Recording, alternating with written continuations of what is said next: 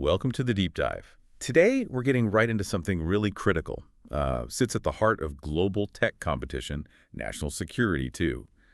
The underground world of AI chip smuggling.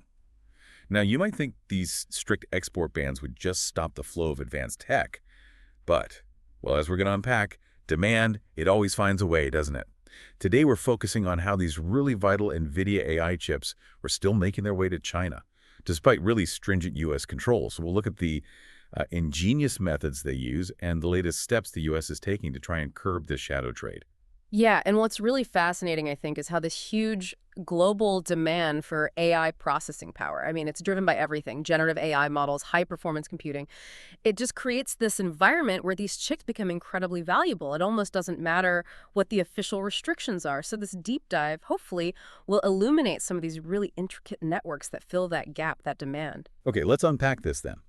How do these crucial chips, I mean, they're essential for everything from advanced AI development to, well, military applications. How do they actually bypass these strict international regulations?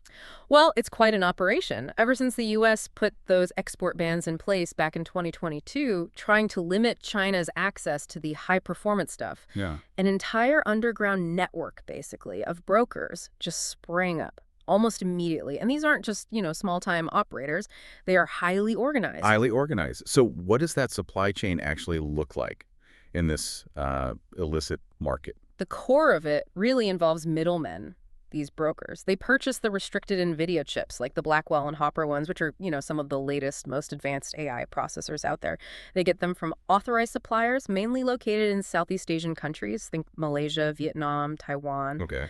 Then they turn around and resell these chips to buyers in China, and often it's at hugely inflated prices, just because of the scarcity and the massive demand. Right, the scarcity drives up the price. That makes sense. Now, this is where it gets really interesting. Can you give us a real-world example, something that shows the scale, the efficiency of this whole thing? Absolutely. There was one case really quite striking. It involved a vendor based in Shenzhen. This vendor secured an order for more than a dozen Blackwell servers.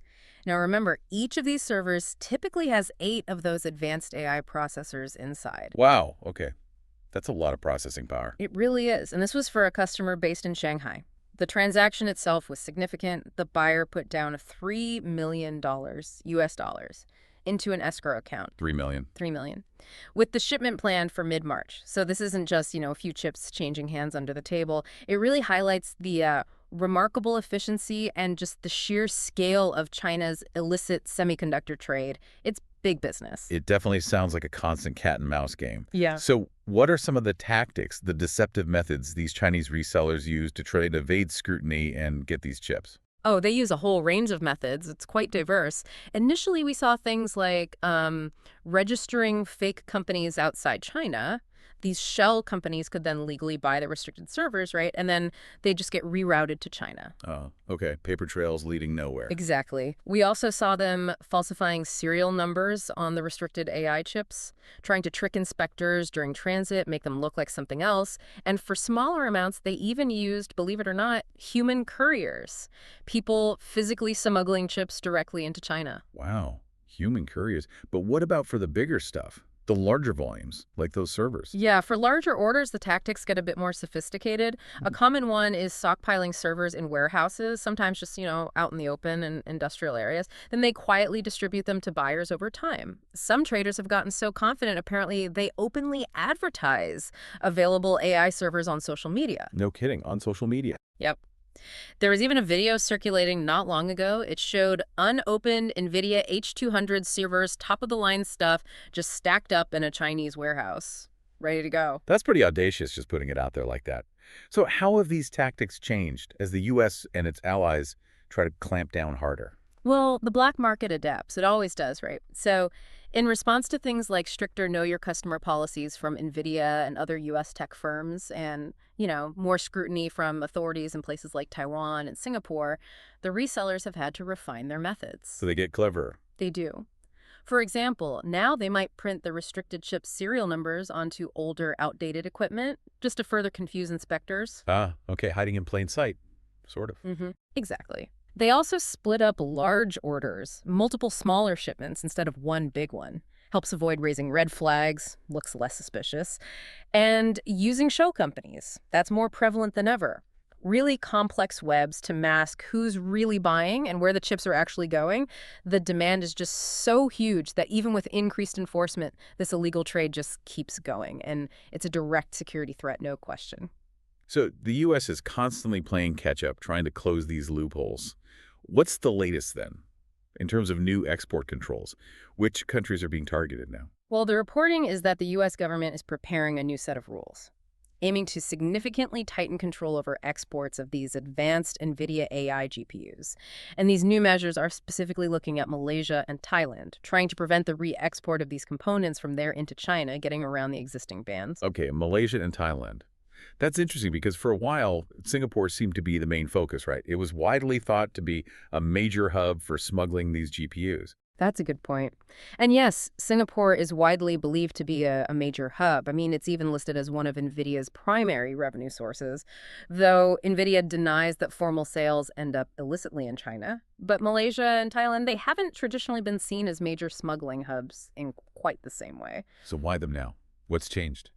Well, Malaysia has recently emerged as a really significant destination for computing equipment and components, CPUs, GPUs, the stuff needed for AI, often sourced from Taiwan. It's also reportedly being used sometimes to get around U.S. import tariffs on goods made in China, so it's becoming a key node.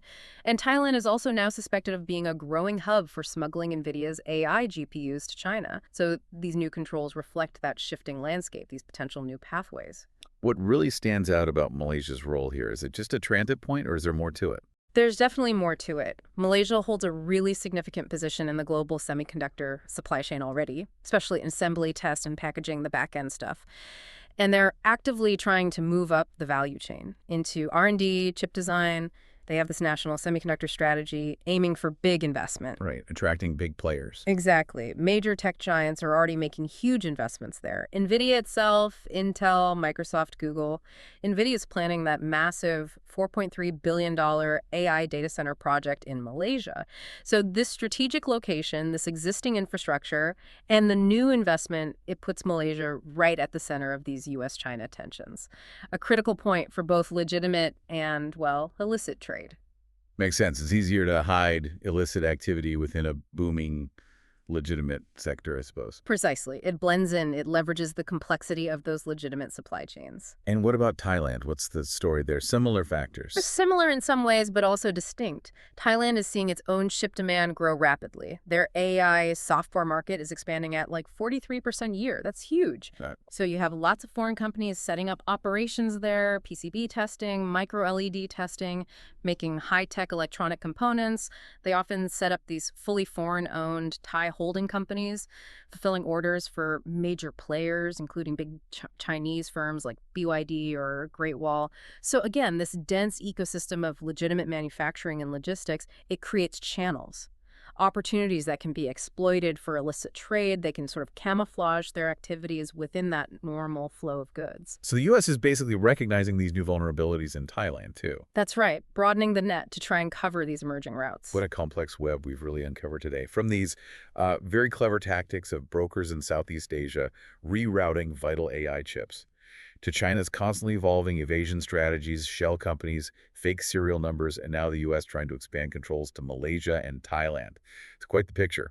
It really is. And if you connect it to the bigger picture, it's clear this isn't just about, trade rules. It has really profound implications. Global security, the speed of AI development, the whole geopolitical balance of power, it's all tied up in this. That huge demand for advanced AI chips just keeps fueling this underground economy. It's a really high stakes, ongoing challenge. And new layers of complexity just keep emerging, it seems.